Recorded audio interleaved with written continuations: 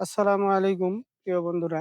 উনি আসরের নামাজ আদায় করতেছে দক্ষিণ পাশ হয়ে। উনি জানেও না, হয়তো বুঝতেও পারতেছে না যে পশ্চিম কোন দিকে। আসলে উনি তো নামাজ পড়তেছে, ওনার সঙ্গে আমরা কথাও বলতে পারতেছি না। উনি যাবে কোথায় এবং কোথায় থেকে আসলো এবং কোথায় যাওয়ার ওনার পরিকল্পনা, এটাও আমরা নামাজ হয়তো শেষ। আসসালামু আলাইকুম। ওয়ালাইকুম সালাম। আপনার বাসা কোথায় বাবা? আচ্ছা তো উঠে আছি, হ্যাঁ, উঠে এসে আছি। হ্যাঁ, আপনি এখন যাবেন কোথায়? এসে আছি। এখানে? হ্যাঁ। এখানে এখানে আপনি এক সপ্তাহ থেকে থাকেন? থাকি। আপনি একটু আসেন, আপনি একটু আসেন।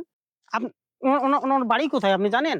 বাড়ি আমি জানি না, প্রায় মাসখানেকের মতন হবে। ওই আমি এলুবাড়ি ডাঙ্গা আমার বাসা। হ্যাঁ, হ্যাঁ, হ্যাঁ। এই মুখ পুড়ে আসি দেখি যে ওখানে বসে আছে।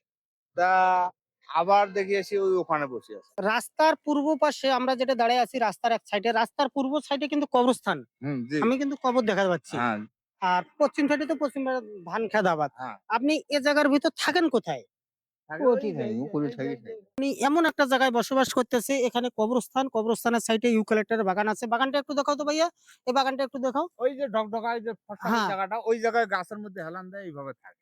এজন্য ভিডিওটা আপনারা অবশ্যই শেয়ার করে দিবেন। এই কারণে শেয়ার করে দিবেন যে উনার পরিবারের লোক যেন উনাকে খুঁজে শুনে হ্যাঁ, পায়। পরিজন মানে খোঁজ তো পাই না। খোঁজ তো পান না। না, কাকে বলবো? আসলে উনার খোঁজ কেউ দিতে পারতেছে না। আমি অনেক কয়জনকে এখানে আশেপাশে মানে আমরা জিজ্ঞাসা করছি। উনি এমন একটা জায়গায় থাকে, জঙ্গলেই থাকে এবং কবরস্থানের সাইডেই থাকে।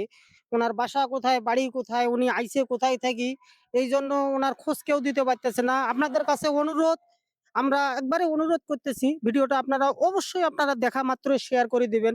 যেন আপনাদের শেয়ারের মাধ্যমেই এই লোকটা যেন ওর পরিবারের কাছে পৌঁছে যায় এবং পরিবার যেন এই লোকটাকে আসে নিয়ে যাইতে যেন পারে। আপনি বলতে পারেন ওনার বাড়ি কোথায়? না বলতে পারি না। আমি জিজ্ঞাসা করছি ২ দিন থেকে ফার্ম গেটের কথা বলে।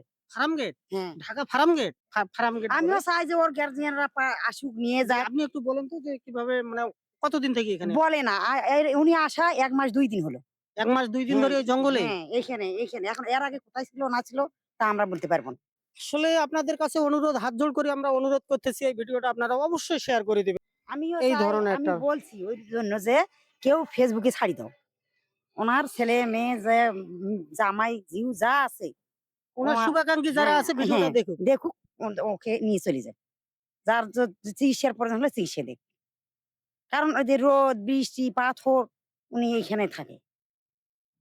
যে পাথর ২ দিন হলো যখন অসহ্য হয় তখন আমার ওইখানে যায়।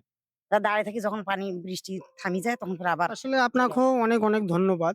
আমি ওই আপনি জন্যই আসলাম আপনার এই কথা আপনি বলে বলার জন্য। আমার বড় বোনের মতো। জি, আপনাকে অনেক, অনেক আমারও ধন্যবাদ ভাই যে নাই, আপনি আমার ভাইয়ের মতো। এই সমস্ত লোকক একটা আপনি যে খাইতে দেন, কি আপনার বাড়ির ধারে হয়তো, বাড়িতে হয়তো হুম, একটু হলেও আশ্রয় দেন। হ্যাঁ, হ্যাঁ, আপনাকে অনেক, অনেক ধন্যবাদ হ্যাঁ। এই লোকটার পাশে দাঁড়ানোর জন্য। তো প্রিয় ভিউয়ার, ভিডিওটা আপনারা অবশ্যই, অবশ্যই আপনারা ভিডিওটা শেয়ার করে দিবেন। আপনাদের একটা শেয়ারে এইটুকু আমরা বলতে পারি যে এই লোকটা পরিবারের কাছে পৌঁছিতে পারবে। আপনার একটা শেয়ারে এই লোকটা পরিবারের কাছে পৌঁছাইতে পারবে হ্যাঁ, এবং পরিবারের কাছে যেয়ে জীবনযাপন করতে পারবে। পরিবারের সাথে আবার বাকি জীবনটা থাকতে আমিও পারবে। ওটাই চাই। আমিও ওটাই আপনি চাই। ওটাই চান? হ্যাঁ। সবাই সুস্থ থাকবেন, ভালো থাকবেন। আল্লাহ হাফেজ।